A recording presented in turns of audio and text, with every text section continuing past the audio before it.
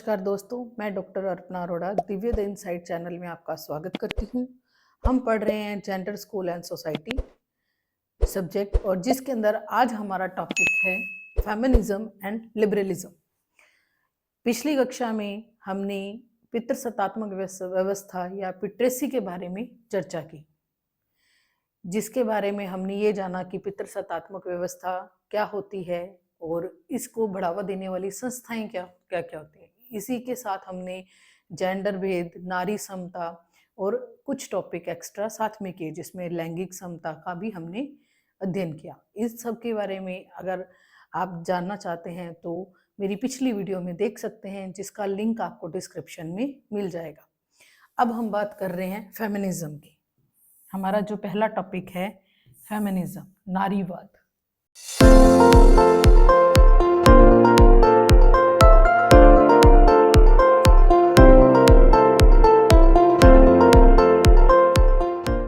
नारीवाद या महिलावाद एक बहुत ही इम्पोर्टेंट टॉपिक आता है।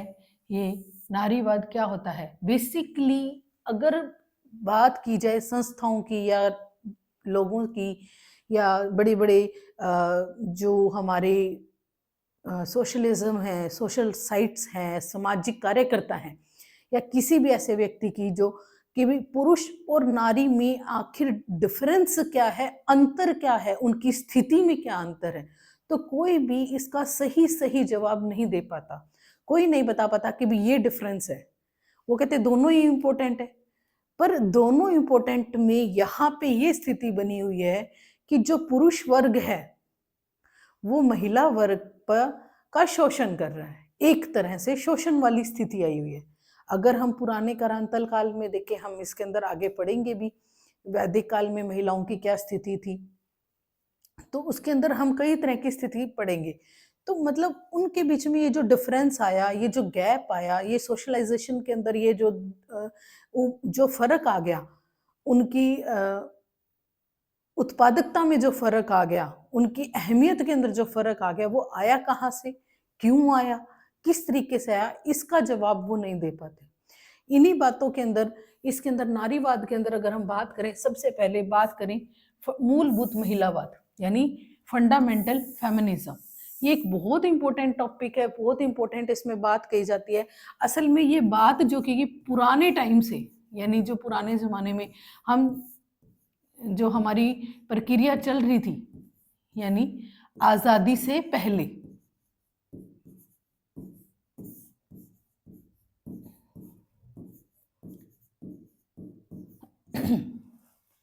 बात जैसे कहाँ से शुरू हुई, बात आई जब वैदिक काल के बाद में जब मुगल काल आया। मुगल काल में जो महिलाओं की स्थिति थी वो बहुत ही दयनीय प्रकार की होगी।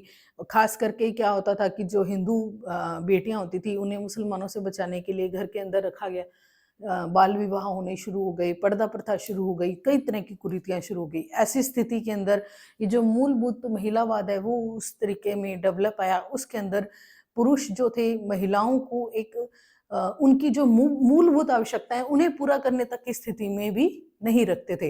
यानी उन्हें कहाँ रखा गया? उन्हें ऐसी स्थिति में रखा गया कि उन्हें घर की चार दीवारी में रखा जाने लगा। आज भी ये स्थिति है कि उन्हें उनकी जरूरत के अनुसार कार्य नहीं मिलता। मतलब पुरुष वर्ग को घर के कामकाज करने के लिए एक फ्री ऑफ कॉस्ट काम वाली बाई, नौकरानी मिली, जो उनके घर के सारे काम करे, घर के देखभाल करे, जो फ्री के अंदर काम करने वाली महिला एक नौकरानी के रूप में मिलने लगी। जो एक इसका मतलब उसको उसकी हदें वहां तक रख दी गई कि भी वो अपनी उत्पादकता को बढ़ा ही नहीं सके। कामगार कौन? जी हम पिछली कक्षा में पढ़ चुके हैं। कामगार कौन है? कमाने वाला कौन है? पुरुष। अगर पुरुष है, पुरुष कमाने वाला है, तो वो जो भी काम कर रहा है, वो जिस भी तरीके से वो कमा के ला रहा है, जैसा कमा के ला रहा है, वो कमा के ला रहा है, इसलिए हर चीज पर अधिकार उसका है। वो हर काम उसी की मर्जी से होगा, उसी की हद से होगा। तो जो इसको बढ़ावा देने के लिए भी महिलाएं ही थी। महिलाएं जो घर की बुजुर्ग महिलाएं जो घर की उन्होंने जैसा उनके साथ हो, वो आगे वाली जनरेशन के साथ वैसा बिहेव कर रहे हैं। वो उन्होंने उस हद को रख दिया, उनकी सीमाओं को बांध दिया, आगे बढ़ने के मौके को रोक दिया। तो ये सब क्या था, ये फंडामेंटल फेमिनिज्म या मूलभूत फेमिनिज्म के अंदर आया। आज के दिन चाहे इसके अंदर हम आगे पढ़ेंगे कि भी कुछ तरक्की हुई है, महिलाओं ने सीमाएं तोड़ी हैं, बाहर आई हैं, लेकिन ये आवश्यकता जो उनकी घर की देखा जाए, हम कई जगह ऐसे देखते हैं कि अगर एक महिला घर के अंदर है तो वो कितनी सारी जिम्मेदारी निभाती है। वो घर के अंदर खाना बनाती है। अगर हाउसवाइफ, मैं सिर्फ यहाँ पे बात कर रही हूँ, सिर्फ हाउसवाइफ की एक तरह से बात की जा रही है, वो घर में खाना बनाते हैं, यानी अगर वह हाउसवाइफ घर पे नहीं है तो उसकी जगह कुक आया, ठीक है, कुक आया तो वो आपसे 5 या 6 हजार रुपये ले लेगा। सफाई करने वाला कर्मचारी आया, अगर महिला है तो वो घर की सफाई भी करती है। अगर सफाई नहीं करे, काम वाली अगर मेड या किसी कर्मचारी को लगाए तो 3 से 4 हजार रुपये वो। इसी तरीके से ट्यूशन फीस, घर में बड़ों की देखभाल जो नर्स कर सकती है, या और भी कई कार्य जो माली का काम होता है वो भी काम करती है, और भी कई तरह के काम जो होते हैं, कपड़े धोना और ये सब। तो इन सबको मिला के देखा जाए तो 20 से 25 हजार का खर्चा जो फ्री ऑफ कॉस्ट उस महिला से करवाया जाता है। ये जो कार्य है ये किस में आ गया, मूलभूत महिलावाद में। इसके अंदर जो पुरुष है वो उस हद से बाहर आने ही नहीं देना चाहता, उसको बाहर निकलने ही नहीं देना चाहता, क्योंकि अगर वो उससे बाहर आती है तो वो इन सेवाओं से, वो फ्री ऑफ कॉस्ट जो नैनी उनको मिली है वो उनकी हद से बाहर चली जाएगी। फिर उसके बाद हम बात करते हैं मार्क्सिस्ट एंड सोशलिस्ट फेमिनिज्म की, यानी मार्क्सवादी और समाजवादी महिलावाद। पॉलिटिकल के अंदर सबसे इंपॉर्टेंट पार्ट जो होता है मार्क्सवादी थ्योरी का है, जिसने नौकरशाही के बारे में बात की।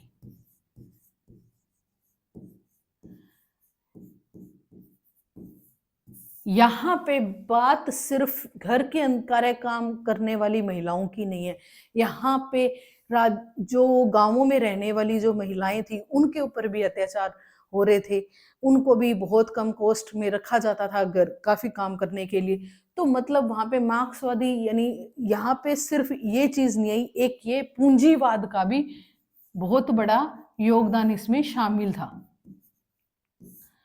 जो डिफरेंस पुरुष और महिला के बीच का आया उसके अंदर पूंजीवाद का भी बहुत बड़ा डिफरेंस था। जो ज्यादा पूंजीवाद वाले थे उन्होंने जो गरीब तबका था या कमजोर तबका था उसके ऊपर जो अत्याचार किया, उसके अंदर महिलाओं को फिर वहां पे जो गुलामी के तौर पे काम करना हुआ या दलित वर्ग में काम करना हुआ तो महिलाओं को भेज दिया जाता था भेड़ बकरी की तरह।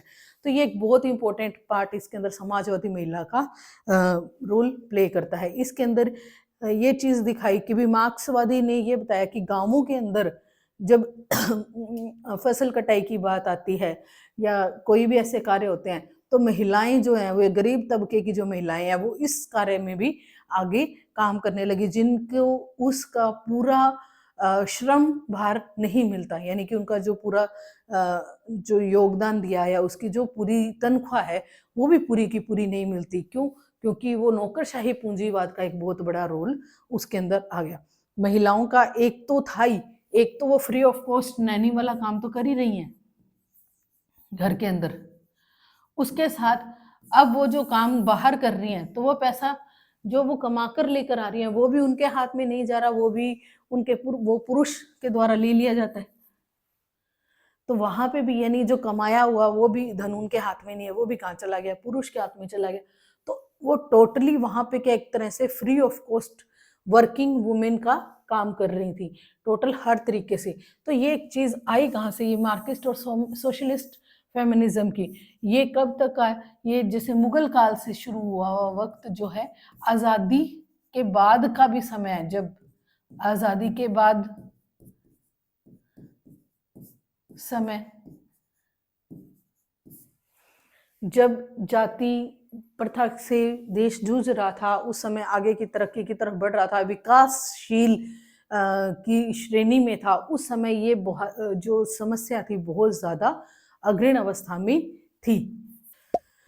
तो ये क्या था कि हमने अभी पढ़ा मार्क्सवादी और समाजवादी महिलावाद। अब हम चर्चा कर रहे हैं उदार महिलावाद। उदार महिलावाद, ये जो समय है, ये वास्तव में वो समय है जो आज की महिलाओं के लिए शुरू हुआ। आज़ादी के समय जब महिलाओं ने अपनी ज़िम्मेदारी को समझा, अपनी अहमियत को जाना, उन्हें ये समझ में आया कि सिर्फ़ घर के काम-काज के लिए वह नहीं बनी है, सिर्फ़ गृहस्थी के काम-काज के लिए वो नहीं बनी है। जब महिलाएँ खुद बाहर आकर आज़ादी के कार्य में, आज़ादी की उन मशालों में या उन कार्यकर्ताओं के रूप में आगे आने लगी। जब उन्होंने आंदोलनों में पूरा बराबर का सहयोग देना शुरू किया, जब वो बराबर जेल की यात्रा उन्होंने बराबर प्रारंभ की, इन महिलाओं ने जब प्रचार करना शुरू किया, ये उदारवादी महिलावाद उस समय का काल जब आज़ादी के दौरान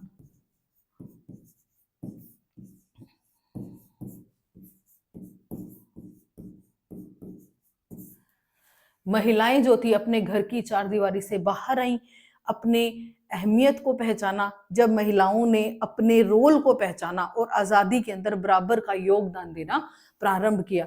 बड़े-बड़े आंदोलनों के अंदर बराबर आगे बढ़ चढ़कर जो रोल उन्होंने अदा किया अपना, उसी रोल के आधार पे ये आज़ादी के जो महिलाएं जो आज़ादी का जो वो परचम लेकर आया, उसने महिलाओं की सोच के अंदर जो परिवर्तन लेकर आया, वो उदार महिलावाद था। असल में अगर देखा जाए तो उदार और अनुदार ये दोनों एक दूसरे के विपरीत या विलोम शब्द हैं।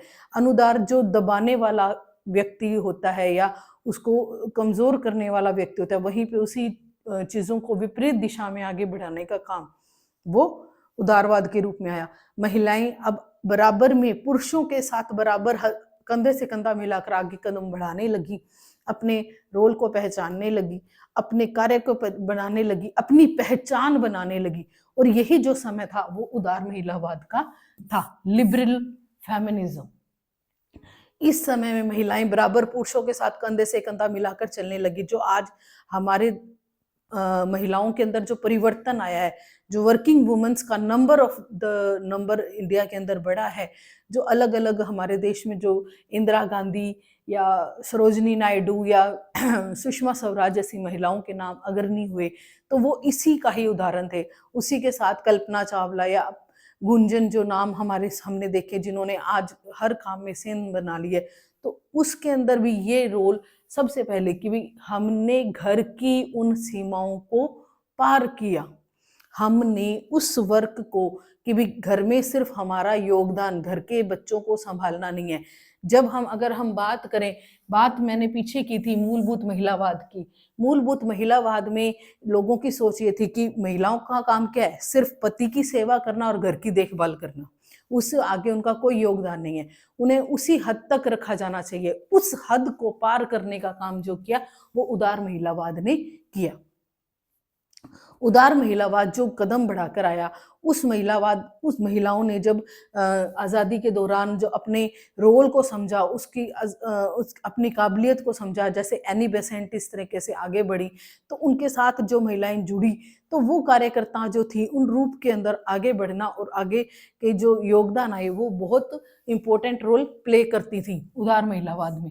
और इसी की वजह से जो आज की संस्कृति के अंदर जो महिलाएं हैं, घर के और बाहर के काम को बराबर हिस्से में बांटकर और अपनी जिम्मेदारी को और अपनी अहमियत को समझकर उन्होंने काम को जो आगे बढ़ाया वो उदार महिलावाद के दौरान आया। अब हम बात कर रहे हैं कास्ट फेमिनिज्म की। किसकी बात कर रहे हैं? कास्ट फेमिनिज्म की, यानी जाति महिलावाद। जाति महिलावाद का अगर मैं बात करूं तो यहाँ पे ये बात सही है कि एक समय पे उदार महिलावाद का जो रोल हुआ भी, उदार महिलावाद के अंदर जितना तरक्की औरतों ने की वो अधिकतर तरक्की शहरी महिलाओं ने की थी। और जो गांवों के अंदर आज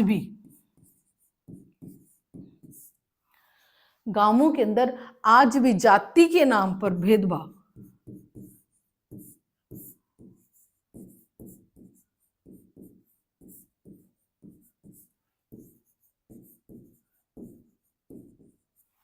है, जाति के नाम पर भेदभाव है। और उसके साथ में सबसे मेन चीज की उच्च वर्ग की जो महिलाएं थी उच्च वर्ग की जो महिलाएं थी वो तो पंचायत में और बराबर राजनीति कारकों में बराबर हिस्सा लेने लगी, आगे बढ़ने लगी। उच्च वर्ग की महिलाएं जो अच्छे पूंजीवादी महिलाएं थी, लेकिन निम्न वर्ग की महिलाएं आज भी पूंजीवादी, जो मार्क्सवाद का इसके अंदर समाजवादी महिलाएं हैं, जो उसके अंदर मार्क्सवाद और समाजवादी महिलाओं का जो इसके अंदर बहुत इंपॉर्टेंट रोल है कि जो पूंजीवाद थे, जो महिलाओं का शोषण कर रहे थे, वो अभी भी निम्न जाति की महिलाओं का बराबर शोषण वहां किया जा रहा था। कास्ट फेमिनिज्म के अंदर गांवों की जो महिलाएं थी, खासकर यहाँ पे शहरों के अंदर फिर भी बदलाव बहुत तेजी से आ चुका था। कास्ट फेमिनिज्म इतना नहीं रहा था, लेकिन गांवों के अंदर अभी भी उतना ही कास्ट फेमिनिज्म या जाति जो महिलावाद है वो प्रचलित। उसके अंदर महिलाएं अभी भी, जो हमने कई जगह देखते हैं कि आज भी कई जातियां ऐसी हैं जिनमें महिलाएं जो हैं वो प्रथा प्रथा और उनमें दबी हुई हैं। घर के बाहर उन्हें आज भी आने की परमिशन नहीं है। अगर वो बाहर आ रही है तो घूंघट निकल के आएंगी। लेकिन कई बार ऐसा होता है कि चाहे वो किसी भी सीमा तक पहुंच गए, लेकिन फिर भी अपने उन नियम कायदे कानूनों का उन्होंने पालन करना ही करना है। ये उनकी जाति प्रथा की वजह से। लेकिन जाति में उदारवाद बहुत तेजी से उनकी सीमाएं हैं वो पार कर रहा है, लेकिन फिर भी अभी भी ये जो जातिवाद है, ये महिलावाद है, ये बहुत प्रॉब्लम, इसमें अभी भी समस्या क्रिएट करता है, जो कि उदार महिलावाद को, यानी कि महिलाओं के आगे बढ़ने को के रास्ते को उसने रोका हुआ है। बात करें अगले टॉपिक की, जो है उत्तर आधुनिक महिलावाद। उत्तर आधुनिक महिलावाद वो महिलावाद है जहां कंप्लीटली जो महिलाएं हैं वो पुरुषों के बराबर कंधे से कंधा मिलाकर चल रही हैं। हम अगर इसकी बात करें तो हम ये स्ट्रगल कर रहे हैं। आज भी अगर हम बात करें हिंदुस्तान के अंदर, इंडिया के अंदर उत्तर आधुनिक महिलावाद नहीं आया। क्यों? क्योंकि अगर मैं बराबर चल रही हूँ, हम महिलाएं बराबर चल रहे हैं, घर से बाहर निकल गए, काम कर गए, लेकिन फिर भी आज भी हमारे पहनावे पर नजर रहती है कि भी इन्होंने क्या पहना हुआ है। आज भी हम आगे बढ़ गए हैं। अगर बड़े शहरों की बात की जाए तो थोड़ा कम, छोटे शहरों में है। बड़े शहरों के अंदर नॉर्मल अगर कोई बात कर रहा है, कोई लड़का बात कर रहा है, अगर वो गाली देके बात कर रहा है, चाहे बड़ा शहर हो, कोई छोटा शहर हो, कोई भी, तो वो अगर गाली से बात कर रहा है तो उसके मुंह से निकली हुई गाली, चाहे वो गलत बात है, लेकिन मुंह से निकली हुई आम बात मानी जाती है, उस बात को ऑब्जेक्शन, वो नॉर्मल आम भाषा में गाली का प्रयोग कर रहे हैं।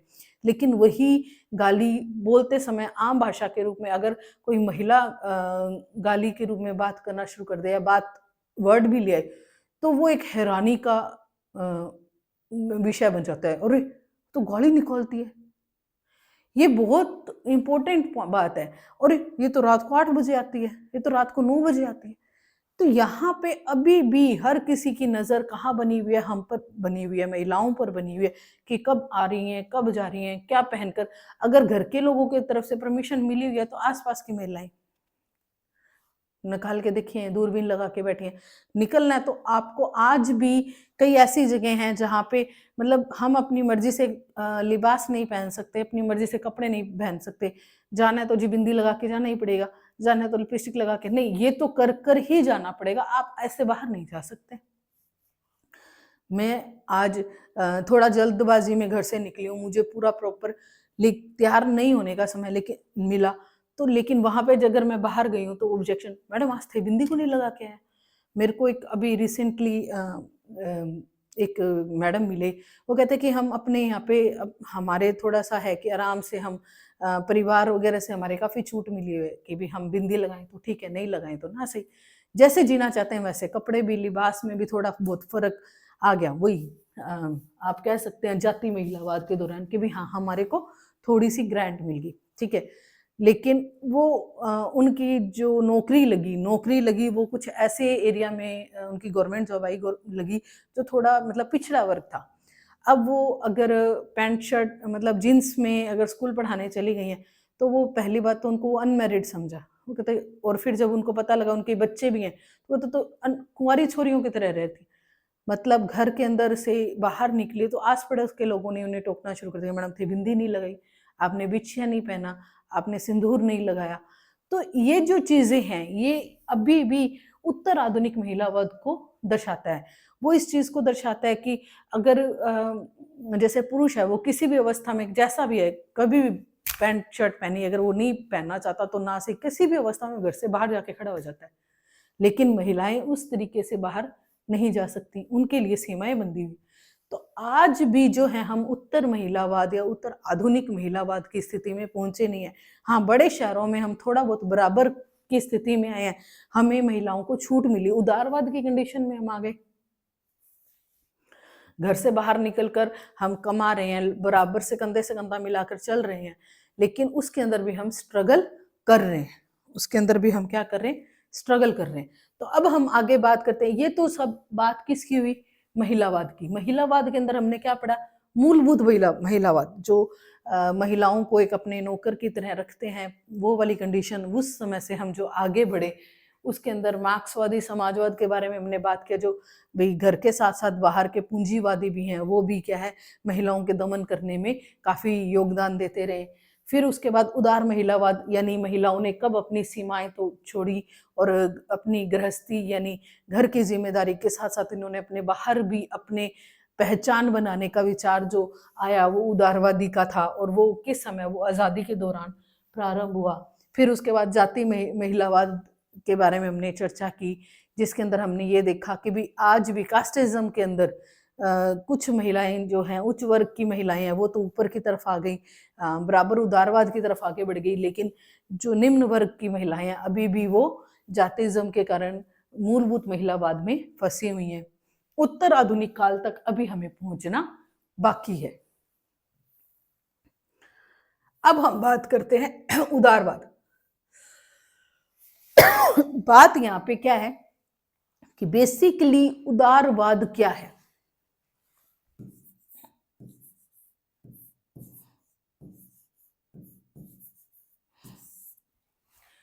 उदारवाद का मतलब यह है कि जब हम अपने कार्य क्षेत्र के अंदर, एक की दो रूप हैं, चाहे वो पूंजीवादी है जो निम्न वर्ग को दबा रहा है, चाहे वो पुरुष है जो निम्न वर्ग को, यहाँ पे उच्च वर्ग पुरुष के रूप में है और निम्न वर्ग महिला के रूप में। तो भारत के अंदर, यहाँ पे अगर भारत की बात करें या विदेशों की कहीं की बात करें, तो इंग्लैंड के अंदर सबसे पहले उदारवाद की भावनाएं थी।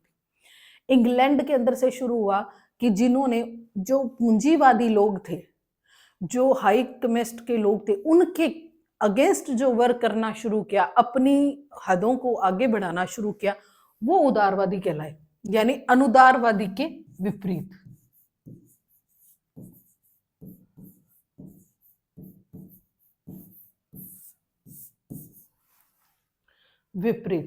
अनुदारवादी के विपरीत।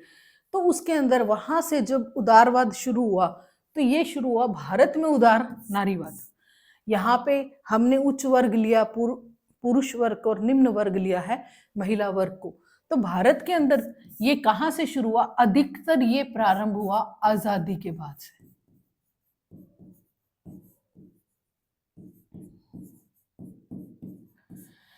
जब महिलाओं ने बराबर, जो राष्ट्रीय आंदोलन थे उनमें अपना योगदान देना प्रारंभ किया, भारत के अंदर तब से जो नारी जागृति प्रारंभ हुई।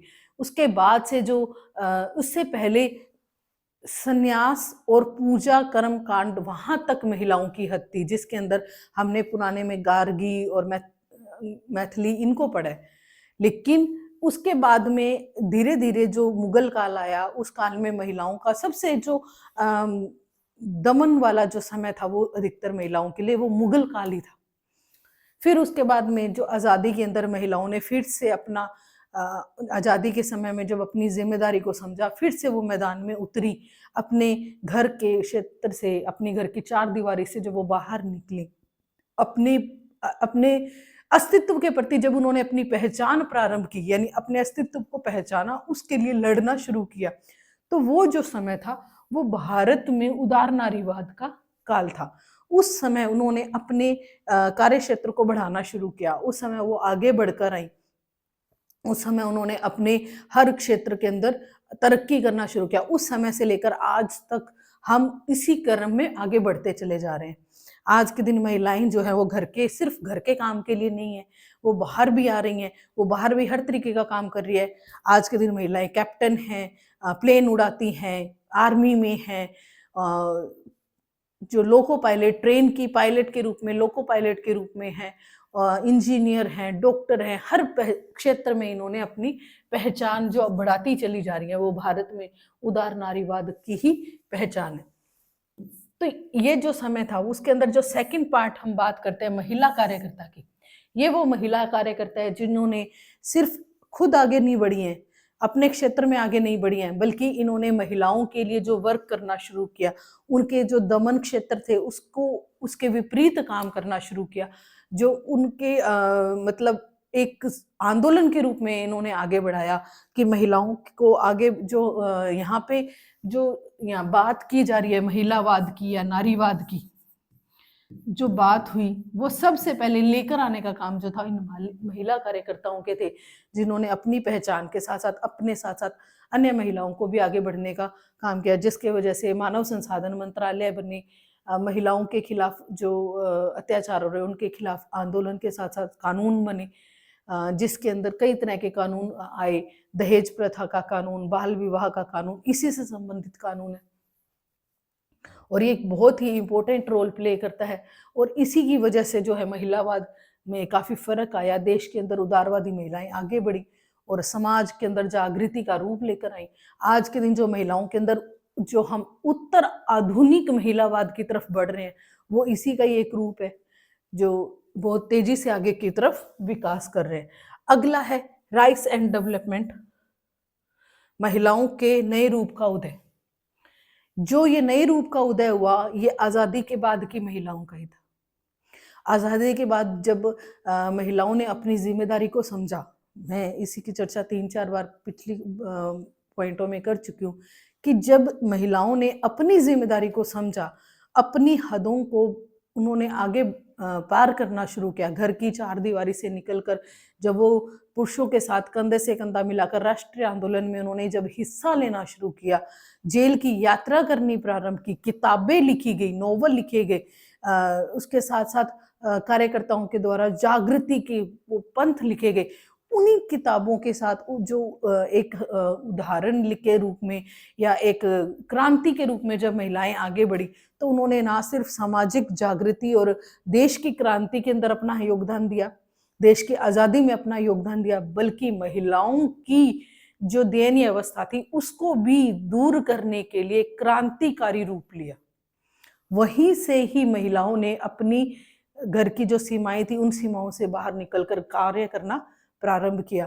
धीरे धीरे जो पूंजीवादी महिलाओं के रूप में भी जो महिलाएं आगे बढ़ी, राजनीति में जिन्होंने हिस्सा लिया, पंचायत में हिस्सा लेना शुरू किया, उसमें भी उन्होंने योगदान देना शुरू किया। जो आज कम से कम 30% जो हमारे संसद के अंदर महिलाएं आ रही हैं, वो शायद इसी क्रांतिकारी और उदय विकास का ही नतीजा था। जो हमें इंदिरा गांधी जैसी या कल्पना चावला जैसे जो उदाहरण मिले, वो इसी का ही उदाहरण था, जिन्होंने अपनी हदें पार की और उन हदों को पार करके एक नया स्वरूप, एक महिला का नया स्वरूप, जो उसने ये कहा कि भी नहीं, महिला जो है वो सिर्फ पति की सेवा के लिए या घर के कामकाज के लिए नहीं बनी, सिर्फ गृहस्थी के अंदर बसने के लिए नहीं बनी, वो गृहस्थी के बाहर बराबर कंपनी में, किसी भी संस्था के अंदर, किसी भी स्कूल के अंदर, किसी भी प्लेन को उड़ाने में बराबर का योगदान दे सकती है। वो पुरुषों के साथ कंधे से कंधा मिलाकर उतनी ही ताकत के साथ आगे बढ़ सकती है जितनी ताकत के साथ पुरुष आगे बढ़ सकता है। ये एक बहुत बड़ा क्रांतिकारी उदय और एक नया विकास डेवलप हुआ था। उसके बाद में बात आती है, यहाँ पे हम बात करें सामाजिक जागृति की। ये जो सामाजिक जागृति है, ये उदारवाद, महिला कार्यकर्ताओं का जो रूप निकल कर आया या महिलाओं का जो उदय और विकास हुआ, उसी से जुड़ा हुआ भाग है कि भी जब महिलाएं कहा जाता है कि अगर एक पुरुष पढ़ लिख जाए तो वो सिर्फ अपने लिए पढ़ता है, लेकिन अगर एक महिला पढ़ लिख जाए तो वो 2 परिवारों को बढ़ाती है, 2 परिवारों को पढ़ाती लिखाती है, क्योंकि वो खुद ज्ञान तो ले रही है, वो अपने बच्चों को अंदर वो संस्कार डालती है, अपने बच्चों को पढ़ाती लिखाती है। तो इसलिए एक महिला का पढ़ा लिखा होना बहुत जरूरी है।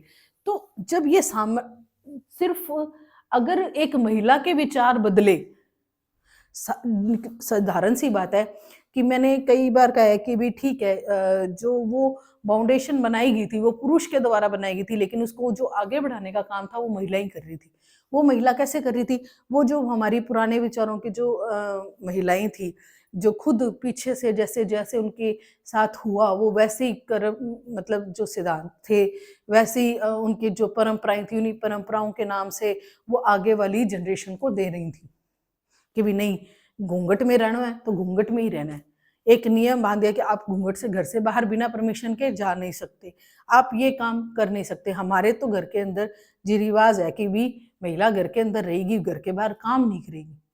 तब वही महिला जो अब पढ़ी लिखी महिला का रूप लिया, तो उसने कहा कि जो मेरे साथ हुआ मैं अपनी अगली जनरेशन को वो नहीं दूंगी। अब वो अपनी अगली जनरेशन जो उनकी बहुएं आ रही हैं उनको वो घूंघट में का जरूरी नहीं है, जैसा कंफर्टेबल है रहो वैसा रह, छूट मिलती है। बाहर जाना है, हाँ जी जाओ काम करके आना, कि घर के अंदर संभालने वाले बैठे हम कर लेंगे। तो ये जो नई जनरेशन है, वो नई जनरेशन जो सामाजिक जागृति, जो जिसने बदलाव देखा, उस बदलाव को जिसने एक्सेप्ट किया, ये चीज है कि बदलाव जो है बड़ी आसानी से महिलाएं ही एक्सेप्ट करती हैं, बड़ी आसानी से महिलाएं जो हैं उस बदलाव के रूप में चलती भी हैं। हाँ, हमारी परंपराओं को, प्राचीन जो सभ्यताओं को, उनको मानने का एक दिली इच्छा से भी काम महिलाएं ही करती हैं, लेकिन उन परंपराओं को बढ़ाने के साथ साथ उन परिवर्तनों को भी उतनी आसानी से वो एक्सेप्ट कर लेती हैं। अगर पढ़ी लिखी है, जागृति के रूप में महिला जब आगे आती है तो वो इसी रूप में आगे बढ़ती है। और जब सामाजिक जागृति के साथ साथ, यानी कि जब महिला के अंदर उदारवाद आया, जब महिला के अंदर परिवर्तन आया, तो समाज के अंदर जागृति अपने आप ही आई, समाज के अंदर परिवर्तन अपने आप ही आया। जब उन्होंने अपनी हदों को तोड़ कर ये दिखाया कि भी नहीं, हम बराबर चल सकते हैं, तो उस सोच को बदलने का काम भी कि भी महिलाएं जो है वो सिर्फ घर के कामों के लिए हैं, पति की सेवा के लिए, उस सोच को तोड़ने का काम भी जो था वो सामाजिक जागृति और विस्तार के द्वारा किया गया। आज के लिए इतना ही। अगली कक्षा में हम उदारवाद के साथ आगे बढ़ेंगे। धन्यवाद।